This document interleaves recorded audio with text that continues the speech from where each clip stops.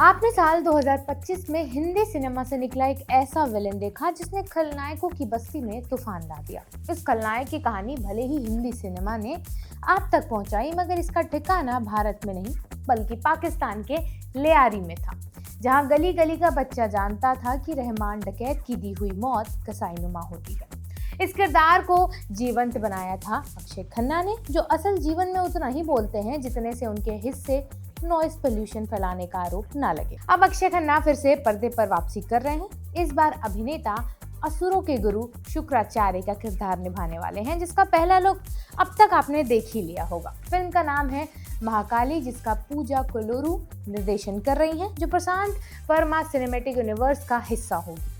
आज के वीडियो में अक्षय खन्ना के किरदार शुक्राचार्य को समझेंगे, साथ में जानेंगे असुरों के गुरु की उत्पत्ति, उनकी रणनीतिक सोच और उस जटिल विरासत की कहानी जिसने उन्हें देवताओं के सामने खड़े होकर ब्रह्मांड की व्यवस्था को चुनौती देने वाला किरदार बनाया था। मेरा नाम है अनु और आप देख रहे हैं मास्टर शॉट।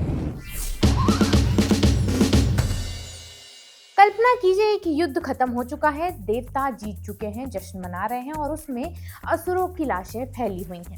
लेकिन अगली सुबह वही योद्धा फिर सामने खड़े मिलते हैं, वही चेहरे, वही हथियार और आंखों में पहले से ज्यादा गुस्सा, क्योंकि युद्ध के पीछे एक ऐसा गुरु मौजूद है जिसके लिए मृत्यु अंत नहीं है, केवल टेम्पररी सेटबैक है। उसका नाम है शुक्राचार्य। निर्देशक पूजा कोल्लूरू की महाकाली में अक्षय खन्ना इसी शुक्राचार्य का किरदार निभा रहे हैं। लंबी दाढ़ी, जटाओं और गंभीर आंखों में अक्षय लगभग अनपहचाने लगते हैं। धुरंधर के रहमान डकैत के बाद वो फिर मेंटोर बने हैं, लेकिन ये कोई साधारण गुरु नहीं है। शुक्राचार्य उस स्कॉलर की कहानी है जिसे व्यवस्था ने बाहर किया और जिसने उसी व्यवस्था को चुनौती देने की शक्ति हासिल कर ली। शुक्राचार्य हमेशा शुक्राचार्य नहीं थे। बचपन में उनका नाम उष्णा था। भृगु काव्य के पुत्र उष्णा ने बृहस्पति के साथ शिक्षा ली थी। दोनों प्रतिभाशाली थे, लेकिन उष्णा को लगता था कि गुरु अपने पुत्र को अधिक महत्व देते हैं। ये केवल जेलसी नहीं थी, उस होनहार छात्र की बेचैनी भी थी, जिसे लग रहा था कि मेरिट की दौड़ में भी सरनेम उससे आगे निकल रहा है। असली चोट तब लगी जब देवताओं ने बृहस्पति को अपना गुरु चुन लिया। उष्णा के लिए ये केवल एक पद खोना नहीं था, ये इस बात की मुहर थी कि स्वर्ग की व्यवस्था में उसके लिए जगह बहुत सीमित है। वो स्वर्ग छोड़कर उन लोगों के पास चला गया जिन्हें पहले ही विलेन घोषित कर दिया जा चुका था, असुरों के पास। और यही कहानी ब्लैक एंड व्हाइट से ग्रे हो जाती है। असुरों के भी अपने राजा, नियम और सम्मान थे, मगर इक्वेशन थोड़ी सी अनफेयर थी। देवताओं के पास अमृत था, असुरों के पास नहीं था। दोनों बराबर साहस से लड़े, तब भी हार उसी की होनी थी जो मर सकता था। शुक्राचार्य ने समझा कि दोनों पक्षों में सबसे बड़ा फर्क मोरालिटी का नहीं है, मोर्टैलिटी का है। वो असुरों का गुरु बन गया। राजा बलि और हिरण्यकश्यप जैसे शासकों को उसने युद्ध के साथ धैर्य और कूटनीति की समझ थी। मेरी नज़र में उसकी सबसे दिलचस्प बात यही है, वो दुनिया नष्ट करने निकला विलेन नहीं था। उसे लगता था कि वो अनइक्वल सिस्टम को बैलेंस करने का काम कर रहा है। सवाल बस इतना था कि न्याय पाने के लिए वो कितनी दूर तक जा सकता था। उसका जवाब था संजीवनी विद्या। कथाओं के अनुसार इस ज्ञान के लिए शुक्राचार्य ने सालों तक कठोर तपस्या की। वो पेड़ से उल्टा लटका रहा, नीचे अग्नि जलती रही।